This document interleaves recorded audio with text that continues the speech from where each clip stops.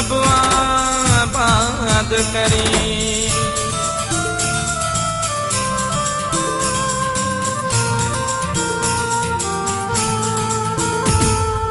अल्लाह साईं सिंधु मुखे सजाए दे, मालिक साईं सिंधु मुखे सजाए दे। पुत्र का छोलाण मुखे वसाए दे, पुत्र का छोलाण मुखे वसाए दे। अल्लाह साईं सिंधु मुखे सजाए दे, मालिक साईं सिंधु मुखे सजाए दे। पुत्र का छोलाण मुखे वसाए दे, पुत्र का छोलाण मुखे वसाए दे। अल्लाह साईं सिंधु मुखे सजाए दे, मालिक साईं सिंधु मुखे सजाए दे।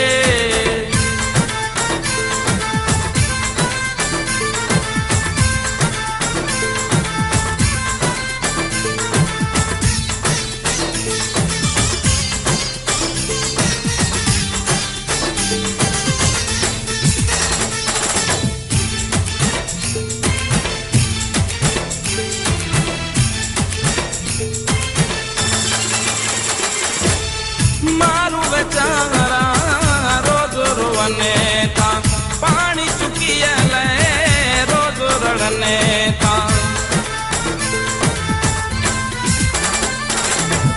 मारू बेचारा रोज रोवने था, पानी चुकियल रोज रड़ने था। मारू मिठा मोरम के खिलाए दे, मारू मिठा मोरम के खिलाए दे। अल्लाह साईं सिंधु मुखे सजाए दे, मालिक साईं सिंधु मुखे सजाए दे।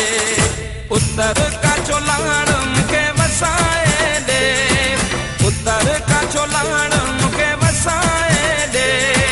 अल्लाह साईं सिंधु मुखे सजाए दे, मालिक साईं सिंधु मुखे सजाए दे।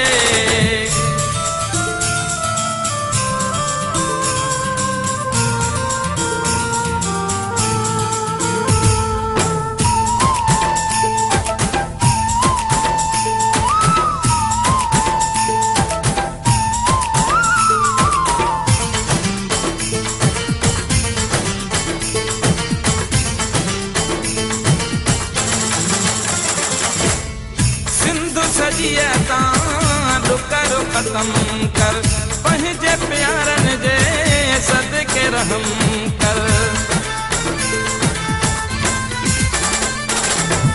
सिंधु सजिया डुकर खत्म कर, पंहिंजे प्यारन जे सदके रहम कर। सुकल धरतिया मुखे पुसाए दे, सुकल धरतिया मुखे पुसाए दे।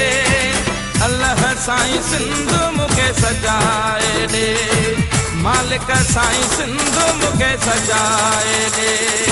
पुत्र का छोलाण मुखे वसाए दे, पुत्र का छोलाण मुखे वसाए दे।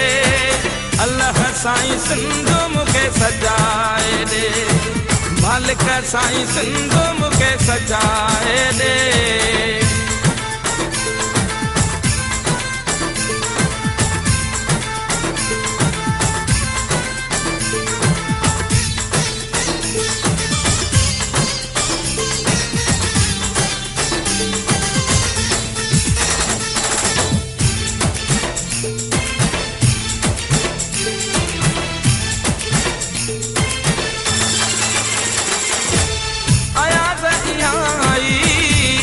सदा कई कलंदर जी नगरीअ में दुआ कई।